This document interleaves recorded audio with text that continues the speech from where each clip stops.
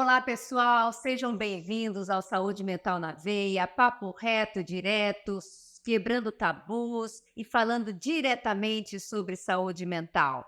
E agora, numa nova fase, você no Spotify, no YouTube, não percam hoje Vanessa Palazzi. Olá, Ai, que Vanessa! delícia de convite. Bom, estou super feliz de estar aqui nessa nova fase do Saúde Mental na Veia. Obrigada, Valéria. É um prazer, minha amiga querida, minha vizinha. Pois é, descobrimos que somos vizinhas há É pouco tempo e verdade. nunca nos vimos no bairro, né? É, Isso é São pois. Paulo, Mas né, São Paulo é Vanessa? assim, né? São Paulo é assim, imagina, ela é minha vizinha, mora ao lado de casa e a gente não se encontra na rua.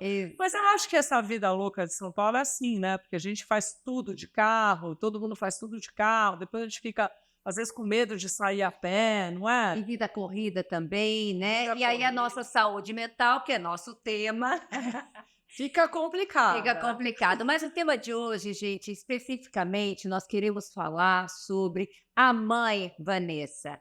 Como é que é, Vanessa, como é que é hoje nós educarmos filhos saudáveis num mundo tão insalubre? Olha só, pessoal, para vocês terem uma ideia, eu trouxe umas estatísticas aqui. Olha como está o nosso mundo, pessoal. Não está fácil não, mas olha só. Bom, o total de óbitos por lesões autoprovocadas dobrou nos últimos 20 anos, passando de 7.000 para 14.000. E dados anteriores à pandemia já apontavam episódios depressivos como a principal causa de pagamento de auxílio-doença, e sendo depois os transtornos ansiosos, ou seja, as pessoas estão deprimindo, as pessoas estão ansiosas. E olha os jovens aqui, os alunos. 45% dos alunos foram diagnosticados na época da pandemia, e isso piorou, não é que Sim. passou a pandemia melhorou. É, pior. 45% dos alunos foram diagnosticados com ansiedade generalizada, 17% com depressão durante o primeiro ano da pandemia e, além disso, mais de 60% relataram crise de ansiedade e dificuldade para dormir. E a falta de motivação e problemas de concentração foram reportados por quase 80% dos jovens. Esse fato é verídico, é muito real e acontece não só na minha família, como em muitas famílias. Eu converso com mães de adolescentes, de jovens, homens e mulheres que passam justamente por isso. Exato, ó, a É, questão dos suicídios também, 3 ve olha muito, só isso aqui, muito, o muito. suicídio aumentou 3 vezes mais na pandemia e isso se manteve. É uma coisa assim, é uma triste realidade, infelizmente a gente convive com essa triste realidade. Os jovens não sabem lidar com os problemas, não sabem lidar com as frustrações. Os jovens estão muito dentro de casa. Quando você me fez o convite para vir aqui, eu fiquei pensando na minha infância. Como era a nossa infância? A nossa infância era gostosa. A gente tinha quintal na nossa casa, a gente tinha uma praça que a gente ia correr, a gente ia brincar, ia jogar bola, andava de bicicleta, corria, jogava queimada, brincava de bambolê, andava de patins. Como está o jovem hoje em dia? Ele está trancado no quarto dele com o celular na mão, vivendo a vida dos outros. Essa história de você viver a vida do outro é muito frustrante para o jovem, porque ele fica olhando meninas, né? As meninas ficam olhando outras mulheres na internet que estão com filtro, que só pensam em corpo, que só pensam em beleza, que só pensam em estética, né? E as meninas que estão vendo isso, elas acham que a vida é assim. E elas começam a se sentir horrorosas, porque, poxa, olha ela, é uma perfeição na internet, olha eu tenho um nariz errado, meu cabelo não está bom, a minha boca eu preciso aumentar, o meu olho eu preciso puxar, eu tô com uma barriguinha aqui, eu tô com uma gordurinha no joelho. Não sei se vocês viram que uma moça super jovem agora morreu porque foi fazer uma lipoaspiração no joelho. Não sei o problema dela, mas é uma coisa para a gente pensar. Exato. Aí a Quão gente grave isso está se tornando na vida dos jovens. Eu, como mãe, fico muito preocupada com o que está acontecendo. As crianças não tomam sol, os jovens não tomam sol. existe uma facilidade para se alimentar. Hoje em dia é tudo muito fácil, você pede por telefone, pelo aplicativo, vem o iFood na tua casa, ninguém prepara mais um alimento, ninguém prepara uma comida, ninguém vai na feira comprar comida, é tudo pronto. Então, assim, essa coisa de tudo muito pronto é ruim para o jovem. E para Exato. nós também, se você E eu pensar. acho assim, né, Vanessa, você está me falando coisas muito importantes que, sob o ponto de vista psicológico, da prevenção de saúde mental, nós trabalhamos muito. Então, você falou, né, a questão da autoestima e aliada ao mundo digital. Então, como é que nós, pais, podemos prevenir esta questão de saúde mental no que se refere ao mundo digital? Primeiro, nós temos que olhar para a nossa relação com o mundo digital. Sim, Então, existem muitos pais hoje que ficam um tempo. Saber que o Brasil é um dos países que mais tem usuários nesse mundo digital e mais tempo ficam no mundo digital. Quer dizer, duvido. então, primeiro ponto, gente, vamos pensar na nossa conduta, na nossa relação com o mundo digital. Eu estou usando o celular para tudo? Ou seja, eu estou entediada, eu vou lá no celular?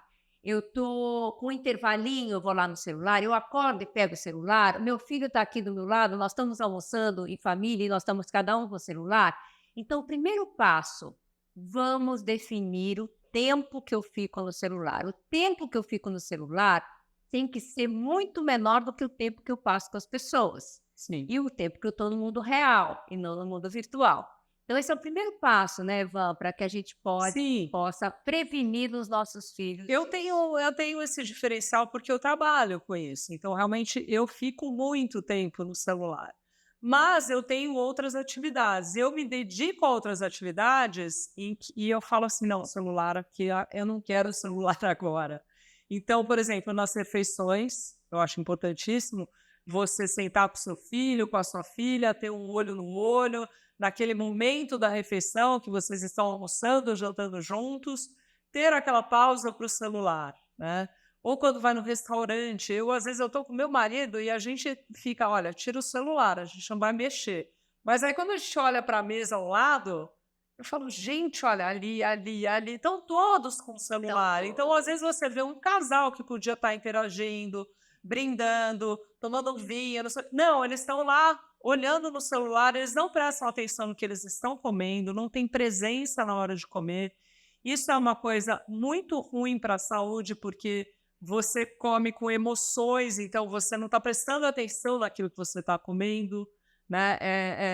Então, assim, não é legal. A gente realmente precisa prestar muita atenção, principalmente nas crianças e nos jovens que estão enfiados dentro de casa, com celular, deitados em camas, deitados na cama, eles não ficam nem sentados, eles se deitam na cama o tempo inteiro, em quarto escuro, não tem luz do sol, não está no sol, não tem atividades físicas. Exato, Então, assim, exato. isso é muito grave, porque para desencadear uma depressão aí é muito fácil. Exato, porque eu não vou criando. O que que acontece? Quando a gente ficava na rua, você ia criando a capacidade de sociabilizar, a capacidade de resolver problemas de relacionamento. Você ia caindo e se machucando, a capacidade de lidar com a dor.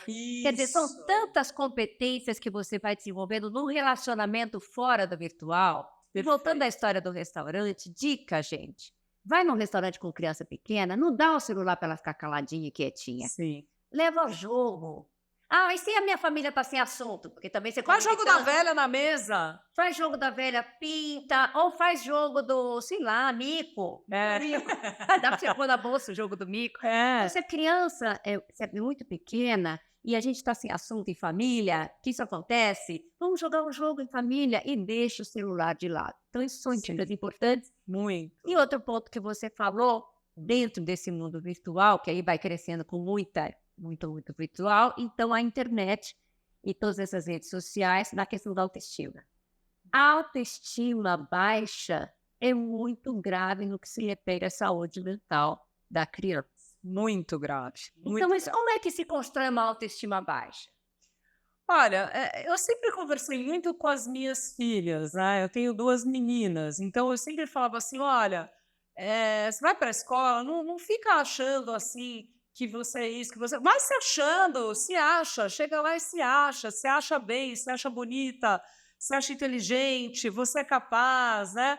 Mas eu acho que por conta desse mundo virtual, muitas vezes elas se sentem inferiores, porque elas veem tantas coisas, elas são consumidas por tantas informações, por tantas fotos, por tantos vídeos, dessa perfeição que, na verdade, ela é totalmente irreal, porque não existe. Eu trabalho com a internet, eu estou o tempo inteiro com a internet. Tem dia que eu não estou bem, tem dia que eu estou triste, tem dia que eu quero chorar, tem dia que eu tive problema na família, tem dia que eu estava com uma dificuldade, às vezes a gente tem uma dificuldade financeira, às vezes a gente tem uma questão para resolver, e as pessoas vão na frente do celular com todos esses problemas, abrem um sorriso, ai, a vida é maravilhosa, olha, eu já estou... E a vida não é tão maravilhosa assim. Isso a O gente mundo precisa não passar é para os filhos, maravilhoso. né? A gente precisa explicar para os filhos que, olha, isso não é real, Não é isso real. não te define. Ah, mãe, mas eu estou precisando, estou pondo aparelho, eu estou fazendo tratamento disso. Então é isso, são ajustes que a gente faz pela vida. E a fulaninha, vocês têm que saber de tudo da vida dos outros nesse ponto. A fulaninha também está pondo isso, você, o teu desafio é esse, mas o da fulaninha é aquele, não é? Sim. Vai mostrando que o meu foi assim. Um exemplo que a gente tem também na vida, é importante compartilhar com os filhos. Olha, eu tinha essa dificuldade, eu ajustei desse jeito. Aí você vai mostrando que é normal, que faz Exatamente. parte da vida os ajustes. Ajustes físicos, ajustes estéticos, ajustes emocionais. E vai mostrando que isso aqui não é real, isso é super E importante. ninguém precisa chegar nessa perfeição, porque nós somos a melhor versão, e você sabe disso, do nosso pai e da nossa mãe. Nosso pai e nossa mãe fizeram o melhor produto que somos nós, né? Então, a gente precisa trabalhar muito isso, ficar de olho, prestar atenção, ver o que está acontecendo, ficar alerta, conversar, ajudar as crianças e os adolescentes, falar abertamente com eles sobre tudo e deixar que eles tragam também as questões deles, né? Isso. Trazerem as informações. As minhas filhas traziam muitas coisas para mim, muitas, sempre trouxeram, assim, principalmente na adolescência, que é um período que pai e mãe têm que estar muito alerta. Então, elas traziam muito assim, ai, mãe, você não sabe, aconteceu isso, isso, isso. Mãe, você não sabe, a minha amiga ela tá levando bebida para a escola. A outra tá fumando maconha, olha, porque os jovens agora com essa ferramenta de celular, eles se filmam fazendo as coisas, né? Sim, sim. Então, assim, as minhas filhas traziam esses temas para casa e aí era o momento da gente conversar. Olha, você acha legal fazer isso? Você sabe o que pode acontecer? Às vezes, eu fiz tratamento de choque lá em casa. O que você fez? O que você aprontou? Conta já aqui fiz para tratamento. nós. Não, assim, eu vou dar alguns exemplos do que a gente fez. Não, porque né? mãe é meio doida, A de mãe vez é em meio quando. doida. De vez em Eu quando. eu confesso que eu sou. Por exemplo, as minhas filhas não queriam escovar os dentes. Aí falava assim, ai, mãe, não. Ela, sabe, ai, não escovava o dente, não passava. Não que não queria, sabe? Ai, não quer escovar o dente, não passa o fio dental. 10 anos. Aí a gente pegava assim, ó, vou mostrar o que vai acontecer com o seu dente. Se você não escovar. Aí a gente, olha aqui. Aí a gente pegou um vídeo que tinha até um bicho saindo do dente que a gente viu no vídeo. E aí a gente mostrou essa, mãe, que nojo. Então, ó, escova teu dente, senão você vai ficar assim. Pois é. Quando começou o negócio das drogas, que o tema começou a entrar em casa e a gente começou a falar abertamente sobre isso, olha, vamos explicar para vocês o que pode acontecer com as drogas, né? Vocês vão ter o livre-arbítrio para experimentar ou não. Mas olha o que é que pode acontecer com uma pessoa que se droga. Então, nós mostramos algumas coisas, não muito pesadas, porque são crianças, mas nós chegamos a mostrar alguns comportamentos, algumas coisas, para elas verem que aquilo não era legal. Porque quando você está numa roda de amigos, entre amigos, o jovem está entre amigos, ele quer pertencer àquele grupo. Isso. E para pertencer, ele entra no que o grupo está fazendo. Isso. Para minha filha, um dia eu falei, ó, você vai numa festa? Vou. Se acontecer qualquer coisa, como é que você vai sair dessa? Se, por exemplo, você está lá e tem teus amigos estão fumando maconha e você não se sente bem com isso. Como é que você faz? Ela falou, ai, mãe, não sei. Eu falei, fala que você tem uma dor de barriga, eu vou te buscar na hora. E aconteceu. E a minha filha foi num ambiente que ela não estava se sentindo bem. Aí ela me ligou, falou, mãe, estou com muita dor de barriga, mãe, você vem me buscar? Eu precisava dar uma alternativa para ela poder sair daquele local que ela não estava se sentindo bem. Aí nós fomos buscar. Então, você está falando uma coisa super importante, né? Que uma coisa é você dar um repertório para o teu filho de respostas diante de situações de vida. Então, você ajudava a construir um repertório de respostas que é um repertório predominantemente comportamental. Sim. Outra coisa é você trabalhar o emocional dele para que ele tenha condições de fazer boas escolhas na vida. Então, no que se refere ao repertório de respostas, isso que você estava dizendo, você estava ajudando ela a construir um repertório de respostas. Sim. No que se refere à parte mais de desenvolvimento emocional, como a gente já falou da autoestima, você tinha falado de outro aspecto muito importante, que é essa coisa do imediatismo, né? Ah, chama o iFood, chama isso, chama aquilo. Sim. Isso nós precisamos, sim, fazer o uso, porque a gente não pode criar os filhos fora do planeta, mas tem limite. Então, vocês precisam, nós, mães, pais, nós precisamos aprender a colocar limite em tudo daquilo que precisa e fazer com que nossos filhos lutem pelas coisas. Eu crio sempre uma oportunidade, né? Porque os nossos filhos têm tanta coisa assim na mão, como você falou. Tudo. Ai, quero, vai o iFood, vai na mão. Então, a gente tem que aproveitar as oportunidades para que os filhos lutem por aquilo que eles querem, entendeu? Então, eu tenho um exemplo, falando de mãe, eu tenho um exemplo que a minha filha queria um estojo. Posso falar marca aqui? Da Kipling. Kipling. Já passaram por essa Exatamente. Porque eu quero, mãe, eu preciso de estojo. Que legal, filha, tá bom, eu te compro, mas eu quero da Kipling. Bom, mas aí você vai ter que trabalhar. Boa. Trabalhar? Ela tinha uns 10 anos de idade. Sim. Você sim, você tem que trabalhar. Mas o que eu vou fazer? Faz bolo, você sabe fazer bolo, que ela adora fazer bolo. Perfeito. Conclusão, eu a ajudei, claro, né? Ela era pequena, ela fez bolo, a gente vendeu para a família, que são os melhores clientes. Ai, que ótimo. E ela depois juntou o dinheirinho dela Perfeito. e comprou. Ela teve que esperar, ela teve que trabalhar, né, um conceito do trabalho, adquirir. Não é que ela pegou alguma coisa que ela tinha ganhado e vendeu. Não. Quando as meninas produziu. eram pequenas, eu fiz também uma tabela. Então, cada uma tinha uma tabela no seu quarto que era, assim, das tarefas de casa. Então, ajudou a arrumar o quarto, lavou a louça, fez não sei o quê. Elas eram pequenas, né? Mas, assim, tá organizada, não fez malcriação, se comportou, fez a lição, tal. Aí tinha um quadrinho que eu ia colocando as estrelinhas para elas. E aí, ao final, se elas tivessem uma pontuação boa, elas ganhavam um presente. Então, isso funciona muito bem com crianças. Sim. Mas com adolescente já é um pouco mais difícil, né? É claro, sem dúvida, porque a criança é um ser muito concreto. A subjetividade, ou seja, o pensamento subjetivo, você conversar, elaborar, é um pouquinho mais para frente. Então, você tem que fazer coisas concretas com a criança, que é como você fez, mostrou o dente lá podre, por exemplo. Um pouco demais, mas tudo bem. A louca da mãe que mostra o dente. Mas em termos de psicologia... Tua mãe fez isso com você? Não. Eu sou uma mãe horrorosa.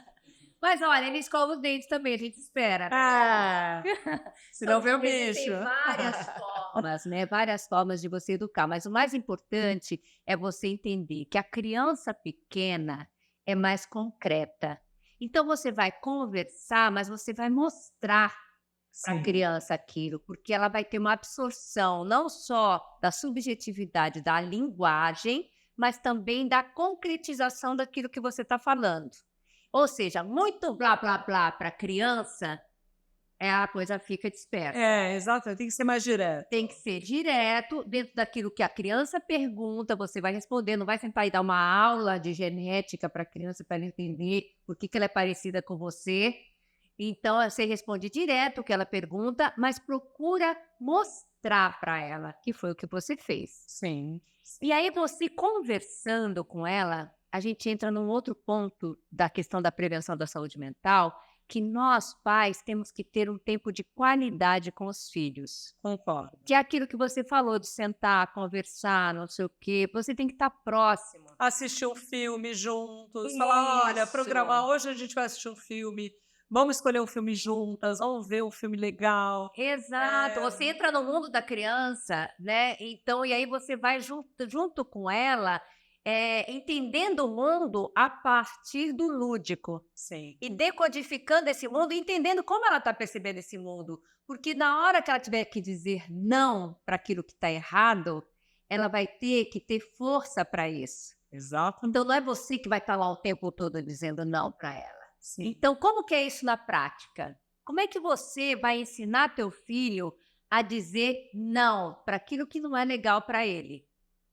Tá certo, é complicado. A gente precisa essa conversa é muito importante, né, você conversar sobre todos os temas, a gente contar um pouco das nossas experiências. Eu lembro que as minhas filhas adoravam, assim: "Mãe, conta pra gente quando tal coisa A aconteceu minha com você. também, adorava. Ai, conta pra gente como é que foi essa história". Sempre tinha algumas histórias engraçadas, assim, para contar da nossa vida. E até hoje, quando eu vou contar: "Olha, uma vez aconteceu um fato assim, assim, assim".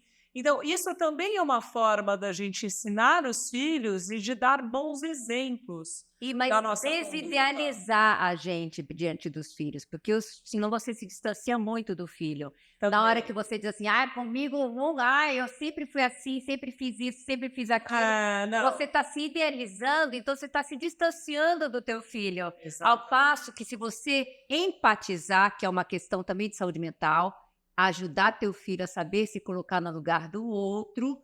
Então, na hora que você diz assim, filha, eu te entendo o que você está sentindo, comigo aconteceu isso, assim, até Isso, assim. perfeito. Mas olha, eu pensei em agir dessa maneira. O que que você acha disso? Como entendeu? Então, Sim. você se coloca no lugar dela, mostra que não é só ela, você valida o sentimento. Você Sim. fala, filha, que isso? Não sofre, não precisa sofrer, você tem tudo, isso é horrível.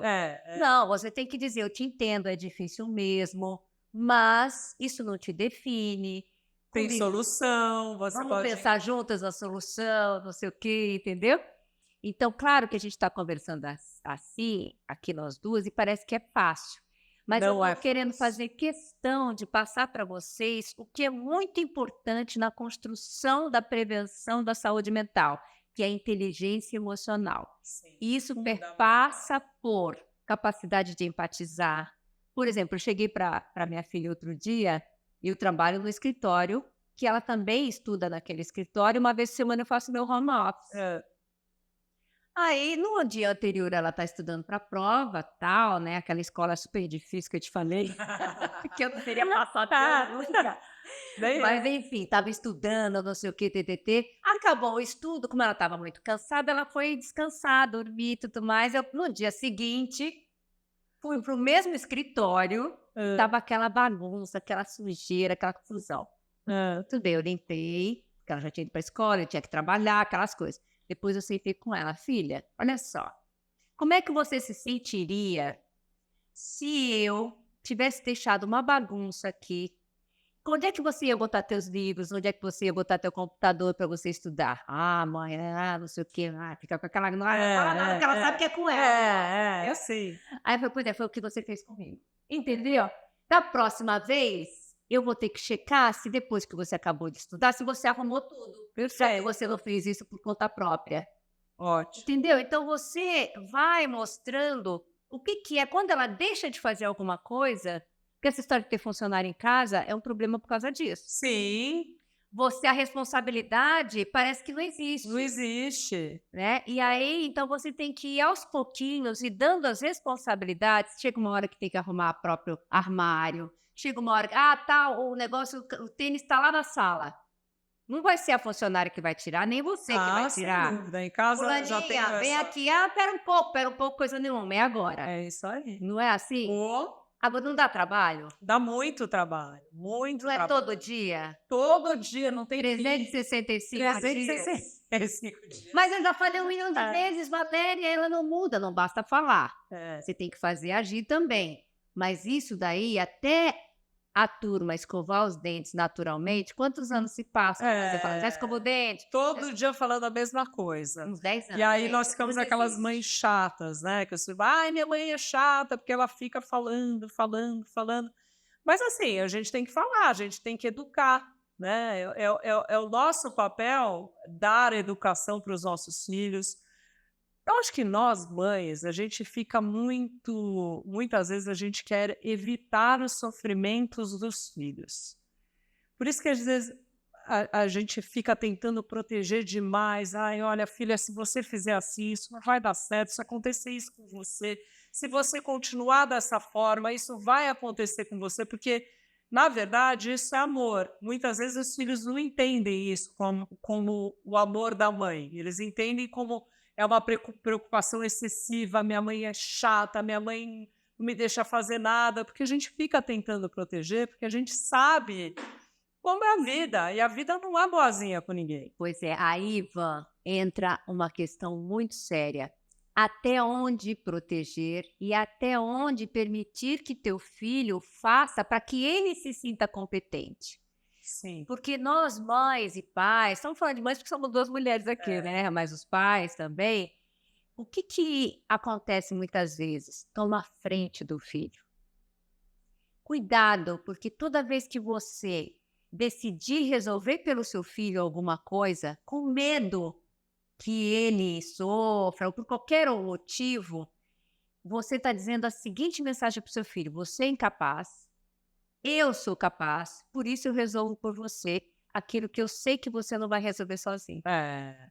Isso é desde pequenininho. Sim. Vai pôr o sapato. Se ele já está na idade de saber pôr o sapato, para de pôr o sapato no teu filho. Isso é muito bom. Não é? É. Porque senão Quando as minhas filhas eram pequenas, porque eu tive a Rafaela e depois a Giovana em seguida, né, então as 2 eram quase um trabalho de gêmeas praticamente, né, porque quando uma já estava andando 2 ainda bebês, né? 2 bebês. E aí chegou uma fase, assim, que ficou um pouco difícil. Sabe aquela fase que a criança se joga no chão, que faz um birra e não sei o quê, tal, tal, tal. Aí chegou uma hora que eu estava desesperada. Meu Deus, eu não sei lidar com essa situação. Eu sou novata no negócio. Eu sou mãe, eu estou aprendendo, né? Como é que funciona isso daqui? O que que eu faço? Como é que eu lido com isso? E aí eu tinha uma amiga que era terapeuta familiar, eu fui conversar com ela, falei: "Tô enlouquecendo aqui, minha filha tá no shopping, de repente se joga no chão, como é que eu faço com isso, né?" Ela falou: "Olha, Vanessa, eu vou te dar algumas regras de sobrevivência, do 0 aos 7 anos". Eu falei: "Ah, que bom". Então ela me deu essas regras de sobrevivência e foi muito bacana, porque tinha uma coisa assim: pai não desautoriza a mãe, os 2 têm que falar a mesma língua. Sim. A criança, você não pede para ela tomar banho ou você não pede para ela ir almoçar, você manda ela ir almoçar, você dá a coordenada, você fala: "É hora de tomar banho, é hora de almoçar". Você combina com a criança o que vai acontecer em seguida. Então, por exemplo, nós vamos ao parquinho. "Ah, nós vamos ao parquinho?" "Sim, depois que você colocar o seu sapato". Isso. Então, assim, essas regrinhas me ajudaram muito. Aí nessa guia eu falei: "Como é que eu faço quando a criança está estribuchando no chão, gritando no meio do shopping e tal?" Aí ela falou uma coisa para mim que foi muito legal: "Quando não há plateia, não há show". Então você simplesmente se afasta. Aí quando eu descobri isso, eu falei: "Gente, que maravilha, por que que nunca ninguém tinha me contado que se eu saísse, a criança parava de chorar e resolvia o problema?", Isso, né. exatamente. Isso Então, tudo é assim, muito tudo isso também, nós não só estamos ensinando aos nossos filhos, como nós também estamos aprendendo como mães e como pais. claro, sem dúvida. Quando a minha filha nasceu e eu cheguei em casa com um bebezinho, eu comecei a chorar. E eu abracei minha mãe e falei, lembrei dela. Eu falei, depois você corta essa parte. Não, vamos frente. Eu falei assim, eu não sei se eu vou dar conta, eu não sei se eu vou conseguir cuidar desse bebezinho. E a minha mãe falou assim, filha, você vai ver, não fica com medo, porque os filhos ensinam pra gente. A tua filha vai te ensinar muita coisa que você não sabe. E aí eu falei, é verdade. Então, assim, eu acho que até hoje eu estou aprendendo com tudo. tá? Eu estou aprendendo com elas, tentando ensinar algumas coisas, tentando, de certa forma, proteger as minhas filhas do que pode acontecer com elas, mas eu sei que a gente não consegue proteger de tudo, infelizmente, né? Sim. Mas aprendo muito com elas também. Ah, sem dúvida. Chorei, gente. Mas isso faz Mas, parte, né, isso é vida, É, né, a porque vida foi é assim. vida, porque a gente fica, né, quando você é mãe, que você chega em casa, você fala: "Eu não sei trocar fralda, eu não sei o que eu vou fazer quando eu começar a chorar". Aí eu tinha aquele desespero quando eu começava a chorar, não entendia muito bem, por que que tá chorando? Ela tá gritando, ela tá aí você fala assim: "Ó, chorou, ou é fome, ou é sono, ou é calor, ou é frio". Pronto, já entendi o choro dela. Aí você se acalma. É, o tornar-se mãe, né. Tornar-se mãe. Mas no fim é Isso. maravilhoso, é uma dádiva. É, mas veja, é maravilhoso para quem está disposto. Isso também é um mito. O mito da mãe, olha, filha é para poucos, pena que muitos têm. Não é todo mundo que quer Não ser é. mãe, tudo bem, não tem problema. Você tem que estar disposta para isso. E eu respeito muito as mulheres que falam: "Eu não quero ter filho". Exatamente, melhor do Quero. que muitas pessoas que idealizam o que é ter filho e na hora do vamos ver, fica muito pesado, né. E aí Exatamente. também é normal isso, a gente por isso que para trabalhar a saúde mental dos nossos filhos, nós precisamos trabalhar a A nossa nossa. saúde mental constantemente, né. Exato, eu trabalho a minha, porque senão a gente fica doido.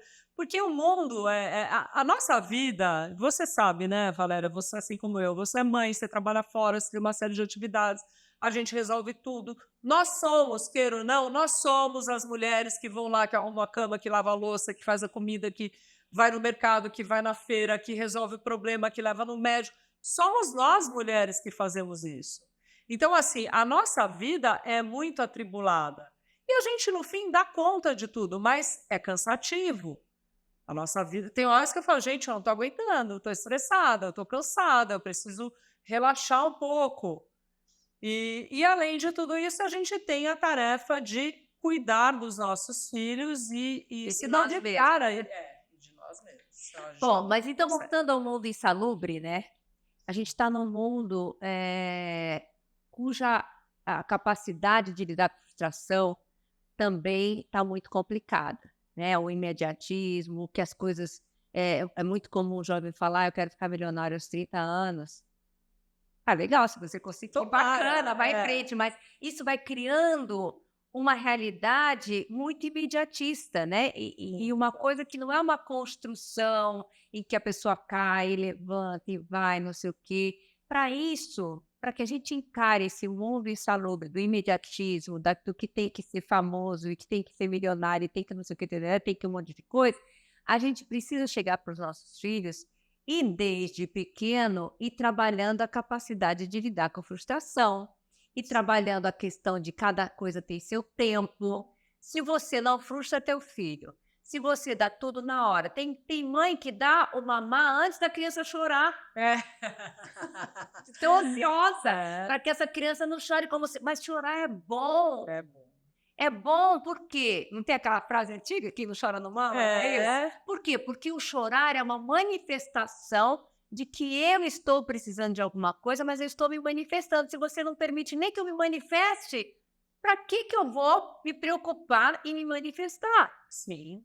Quando você vai dando a questão financeira, né, a educação financeira, quando você vai dando, a hora que a criança começa a entender matemática, soma, subtração, não sei o quê, é hora de começar a dar a semanada, né, mesada é muito longo um tempo para uma criança pequena, então a semanada. Aí você vai dizer para aquela criança o significado daquele dinheirinho, que parte daquele dinheirinho precisa guardar, e que Isso. a outra parte ela pode gastar e ela tem que fazer escolhas. Aí você já está treinando as escolhas. Perfeito. Se ela disser sim para a cantina da escola, na hora que chegar no pipoqueiro, que foi o que aconteceu com a minha filha quando ela era pequenininha, É. gastou todo o dinheirinho dela na cantina, chegou: "Ai mãe, eu quero pipoca". "Ah, tá bom filha, pode pagar". "Mas eu comprei não sei o que na cantina". "Então não tem". Ficou tão brava comigo. Queria me matar. "Não tem problema o filho querer te matar, faz parte, mas Tá ele não certo. vai te matar. Tá Logo certo. depois passa". Então tem que frustrar, tem que dar tempo ao tempo para ir conquistando as coisas. O não é libertador. O não é libertador, mas a gente demora um pouco para aprender. Eu acho que você, na tua função, você já sabe falar um pouco mais, você é psicóloga e tal. Eu tive dificuldade para falar não. Eu tenho um pouco de dificuldade ainda. Eu estou trabalhando isso em mim. Estou fazendo um processo de mentoria para trabalhar o não, porque eu sou muito do sim. E quando eu quero dizer não, eu dou 50 explicações pelo não. Então, eu preciso ser mais prática na hora do não. Isso, E isso. assim, aquilo tem que me libertar, fazer bem. Então, tem acontecido algumas situações na minha vida hoje que eu estou falando, não, não posso atender. E aí, assim, eu não posso atender porque agora eu tenho não sei o quê, eu tenho uma coisa, eu tenho isso, eu tenho aquilo, eu tenho que fazer. Isso. Não, não é não. Sim. E a criança sabe fazer isso tão bem, por que que a gente desaprende? Fala para mim. Porque Não, a criança fala: "Você quer bolo? Sim. Você quer bolo? Não. Quer água? Sim. Quer suco? Não. vai tomar banho? Não. Não." A gente fala: "Não, eu não quero água porque eu acabei de tomar uma garrafa inteira, uma jarra. Olha, eu tô super nossa, eu tô assim, tomei muita água. Quer bolo? Não, não quero bolo porque eu tô de dieta, aí eu tô fazendo, eu fui na médica." São muitas explicações que a vida adulta tem que dar. A gente precisa lembrar um pouco de quando a gente era criança para ser mais um pouco mais seco no sim e no não, porque isso ajuda muito a gente. Sem dúvida, Vanessa, porque nesse mundo que é insalubre, né? É, É um mundo onde tudo pode, onde tudo é válido, onde tudo vale, mas tudo nas redes sociais, né? Porque na sim. prática a gente sabe que não é assim. Então, a gente precisa entender que muitas vezes alguns pais eles não conseguem dar não porque eles precisam ser amados pelos filhos. Perfeita a colocação. Então, veja, tudo bem, se seu filho te amar, que legal, mas ele não, essa não é sua função, fazer ele te amar. A sua função é educar. Se ele te amar, que bacana. Se ele não te amar, vai para terapia. Mas Sim. não vai deixar de educar só por causa disso, porque ele decidiu não te amar. Entendeu? Exatamente. Olha, perfeito o que você colocou, Valéria. Concordo muito com isso. Eu ouvi também uma reflexão esses dias falando justamente sobre isso. Que pai e mãe, você não é obrigado a amar o seu pai e a sua mãe. Você não é obrigado a amar o seu pai e a sua mãe. Se isso acontecer, ai, que bom que isso aconteceu. Que bom que você ama seu pai, que bom que você ama sua mãe. Mas caso você não tenha essa afinidade, pelo menos você aceita o seu pai e a sua mãe, porque foram eles que te trouxeram para o mundo. Honre teu pai e tua mãe, que é o mínimo que você pode fazer. Não é nem compreender, é aceitar o seu pai e a sua mãe que te conceberam para você ser o que você quiser ser na sua vida. É um desafio, né? Quando você tem uma mãe ou teve uma mãe, um pai que te fizeram muito mal. Mas isso é outra história. Em outro podcast a gente vai falar essa história de honrar pai e mãe, principalmente É quando o pai e a verdade. mãe não foram pai e mãe suficientemente bons, né? Exatamente. Mas voltando aqui para a gente finalizar, começar a pensar no fim do podcast. Pena, porque está uma delícia esse bate-papo. Na hora. Claro. Mas o manejo das emoções é fundamental para a prevenção de transtornos mentais. O que eu quero dizer com isso? Você precisa, desde pequenininho, ensinar teu filho, primeiro você, sempre você primeiro. Não adianta você não saber o que fazer com as suas emoções e aí querer ensinar teu filho. Mas você precisa ensinar seu filho ao que fazer com aquele monte de emoção que ele tem, como, por exemplo, o que fazer com a raiva. Então, claro que a criança tem raiva de você, ele vai querer te bater. E ele vai te bater no começo. E você vai ter que dizer que não. Sim. Que existem outras formas de lidar com aquela raiva. E aí você vai dando alternativas. Então, não, bater na mamãe de jeito nenhum. Pega aqui, bate nessa almofada, então. Na almofada tudo bem, bota a tua raiva para fora aqui, mas em mim não. E nem em ninguém. Não é para sair batendo em ninguém. Você está passando valor que não é para bater nas pessoas. Sim. Isso é uma intervenção direta, uma solução muito simples e rápida para uma criança pequena. Não adianta você falar, meu filho, você tem que manejar a sua raiva. Então, aos pouquinhos, você vai dando alternativas. Primeiro, você vai falando o que essa criança tem. Você vai dizendo, você está com raiva, né? Está com muita raiva. Você está nomeando para que ela entenda que aquilo que ela está sentindo chama raiva. Você nomeia a raiva e depois você dá uma solução para ela canalizar essa raiva. Então, você está ensinando o seu filho a nomear as emoções, você está validando que aquilo existe e você está dizendo, o que você acha de, ao invés de bater na mamãe? Claro que você não vai falar assim, tá fofinha, né? Bate na almofada. Soca a almofada. Ou para aí, pensa o que você está falando. Então, você está sempre nomeando. Ah, você está com medo, filho? Aí você está dizendo, isso é medo. Para teu filho, quando você diz, você está com medo? Ah, e quando você está com medo, então vamos juntos. Medo do quê? Ah, estou com medo de bicho. Ah, mas você acha que o bicho está onde aqui? Ah, o bicho está embaixo da cama. Você quer que a mamãe veja com você embaixo da cama se tem bicho? Não, estou com medo. Quer que a mamãe veja sozinha? Depois eu te conto? Aí você vê, você diz, ó, não estou vendo bicho nenhum, quer vir ver? Vem ver aqui. Então você está nomeando, você está junto com ele para enfrentar esse medo e você tá, não está forçando, vai, é o menino, vem aí embaixo da cama. Não, você vai, eu vou primeiro então se você está com medo, mas depois você puxa ele para ver. Isso, Então legal. tudo isso é você ajudar teu filho a fazer o manejo das emoções, a ter autopercepção, nomear o que ele está sentindo e saber o que fazer com aquilo. Eu acho que é muito importante, Valéria, a gente pedir ajuda em alguns momentos, né? Porque chega uma hora que fica difícil, porque o filho não vem com manual, a mãe não tem manual nenhum para ler, para saber como é que ela lida com aquela situação. Cada filho é de um jeito, a mãe às vezes tem 2, 3, 4 filhos, cada um tem a sua personalidade. Então, é muito importante que a gente peça ajuda em alguns momentos, que a gente procure ler, que a gente procure. Hoje, todo mundo tem acesso à informação. Informação, assim, é uma coisa que tem de monte por aí, mas a gente precisa procurar informação de qualidade para que a gente possa também aprender a lidar com essas situações, com os conflitos, com as questões dos nossos filhos, com os medos, com as frustrações e ajudá-los com isso também. Sabe que recentemente teve um caso que chegou muito próximo de nós, é uma amiga muito próxima, que um filho muito bonito, lindo, de 17 anos, com um futuro promissor, também tirou a sua vida.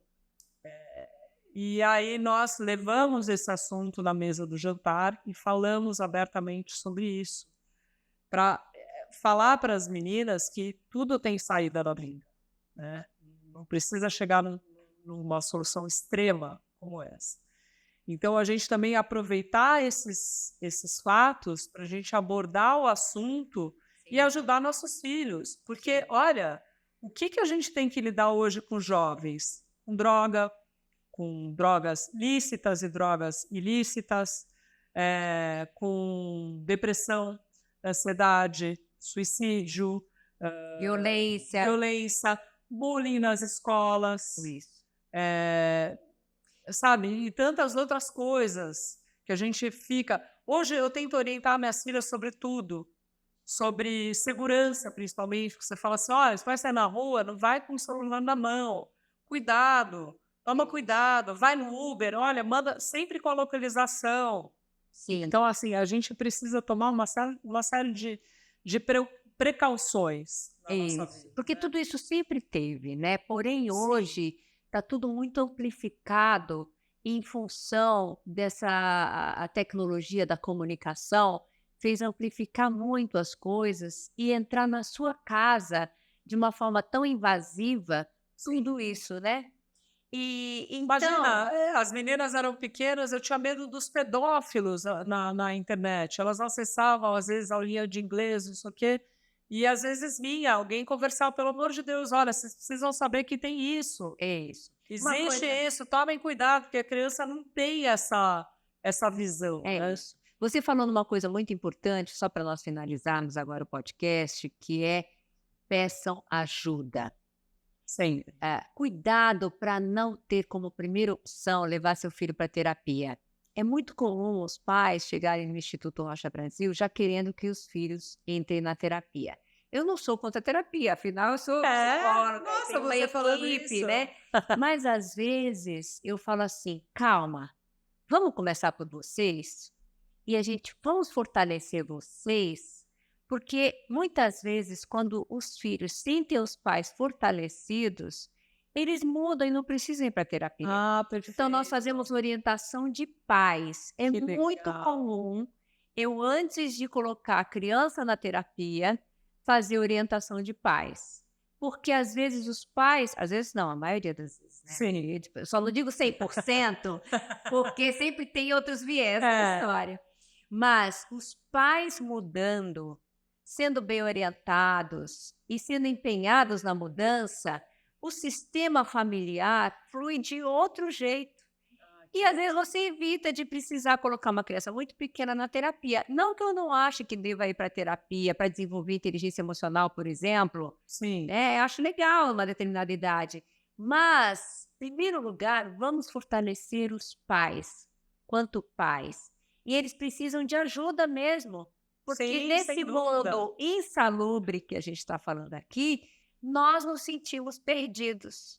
Portanto, peço ajuda e façam orientação de pais como primeiro passo para fazer uma mudança no sistema familiar da melhor maneira possível e positiva, né, Vá? É isso aí, perfeito, Muito perfeito. bom, minha querida. Ah, Muito eu adorei, obrigada. Foi um papo obrigada. ótimo. Quero que você venha mais vezes aqui para Virei, falarmos de outros assuntos, virei. porque o saúde mental na veia é isso, gente. É papo reto, direto, com experiências de vida, para transformar as pessoas e quebrar o tabu de que saúde mental é coisa de doido. É verdade, não Não é é. de médico e de doido, todo mundo não tem um É, pouco? Não tem isso aí? muito. Então, veja, isso é ser humano. E a gente fala aqui de seres humanos. Adorei, Valéria, obrigada, sucesso nessa nova fase, estou muito feliz de participar aqui do Saúde na Veia, Saúde Mental na Veia, adorei. Beijão para você e, ó, me sigam lá nas redes sociais, @mulheresd40, tudo por extenso, tá? Eu tô no Instagram, no Facebook, tem o meu canal no YouTube também, tá um pouquinho desativado, mas tem lá também. Tem o site do Mulheres de 40, tem o TikTok, eu tô em todas as redes, você viu que eu fico no celular, né? Deixa mas é o trabalho, você deixa Vida isso real. claro, né. É meu Ó, o trabalho. trabalho é aqui, mas na hora que tem que conversar, você senta e É isso conversa. aí. Muito bom. Beijo, Vá, Beijo, obrigada. querida. Beijo pra Tchau, você. gente.